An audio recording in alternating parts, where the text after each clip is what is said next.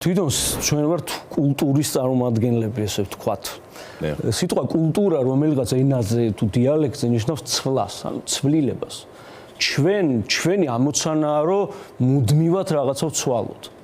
ეხლა რატო ზივა რა აქ და რისით რატო მოვედი და მადლობა რომ მომიწვიეთ. მე ვარ სოხუმიდან.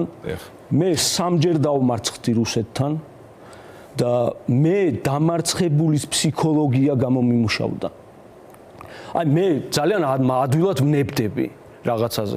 ეხლა თუ პროტესტი არ მიიღებს რაღაც მასშტაბურ სახეს, მე წავალ და გავაგრძელებ რეპეტიციებს. ანუ მე ადვილად ვნებდები და ამის გამო მე ერთი რამე არ მინდა რომ მოხდეს. ჩემს სტუდენტებს მინდა მიმართო და მე პასუხისმგებელი ვარ იმაზე, რასაც მათ ვასწავლე.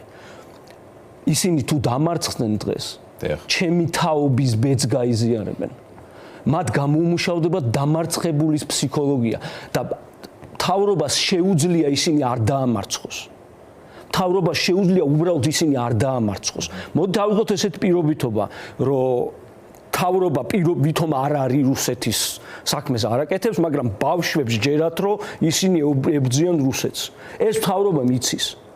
და თუ მთავრობა ამ თაობას დაამარცხებს და გადატეხავს, იმ თაობისთვის რუსეთთან დამარცხება იქნება და არა მთავრობასთან. და ეს არ უნდა მოხდეს. ჩვენი დღეს იქ რუსთაველზე არის ხრესილი. ჩემთვის ისა ხრესილის ბრძოლა. როდესაც 22 წლის სოლომონ პირველს ებრძოდა ლევან აბაშიძე და თამარ აბაშიძე, დედამისი და ბაბუამისი. და 22 წლის ბიჭი მიხვდა, რომ ეხა მან არ უნდა დათმოს. მან აკრძალად მონებით ვაჭრობა. და ამის ბიზნესი ჰქონდა ბაბუამის და ამიტომ ებრძოდა. 22 წლის ბიჭს დაუპირისპირდნენ თავადები.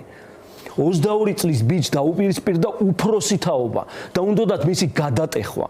დღეს ყველა სოლომონ პირველი დგას იქ. თემო, თქვენ თქვით რომ აი გამოგიმუშავდათ რაღაცნაირად ეს დამარცხებულის ფსიქოლოგია. მეორე მხრივ ალბათ გაძლევთ იმედს, ან გეხმარებათ ამის დაძლევაში, სწორედ თქვენ სტუდენტები ახსენეთ, აი ეს ახალგაზრდობა, რომელიც იბრძვის. და თქვით კიდევ ერთი ფრაზა, რომ მთავრობამ არ უნდა დაამარცხოს ისინი.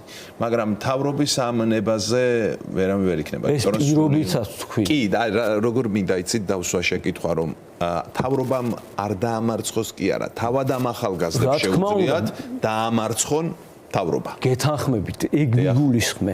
როგორც სოლომონ პირველმა დაამარცხა ის ხალხი და ის არ შეეგუა იმას, რასაც არ შეეგუა. ამას მნიშვნელობა აქვს.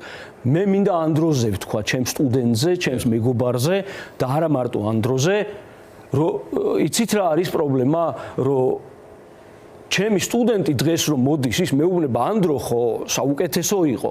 ანდრო ხო სწავლობდა. მე ანდროს ვნახულობდი და ვიცოდი მისი ინტერესები, მე ვცდილობდი წიგნი წამეკითხა, ფილმები მენახა, რომ ანდროსთან ურთიერთობის საშუალება მქონოდა. ესეთი ახალგაზრდები მოდიან. მე რომ ლექციაზე შევდივარ, თუნდაც ანდროსთან რომ აქვს ურთიერთობა, მე თუ რაღაცა არ წავიკითხე, მე თუ რაღაცა არ ვნახე, იმას მე ვერ დაველაპარაკები. იმიტომ რომ ის იმდენად ჩემზე წინ არის დღეს, რომ მე მას უნდა დავეწიო. და დღეს ამ თაობას მე თუ დღეს რამეს ვსწავლობ სახში თუ რამეს ვკითხულობ, იმიტომ რომ მათ არ ჩამოვრჩე. და მუსიკას მოვუსმინო ისეც, რომელსაც ისინი უსმენენ. წავიკითხო ლიტერატურა, რომელიც შეიძლება მე იმ მომენტში არ მომწონს, მაგრამ მე მათთან უნდა მქონდეს ურთიერთობა. მთავარი შეცდომა მთავრობის არის სწორება არ არის ახალგაზრდებზე. ეს არის ყველაზე დიდი შეცდომა მთავრობის. აი სწორება, მათ არიციან როგორ ელაპარაკონ აი ამ ბავშვებს. ენა არიციან, უბრალოდ არც დაინტერესებულა რამით. ამიტომ მათი არგუმენტი არის სპეცრაზმი. მათი არგუმენტი არის წამება.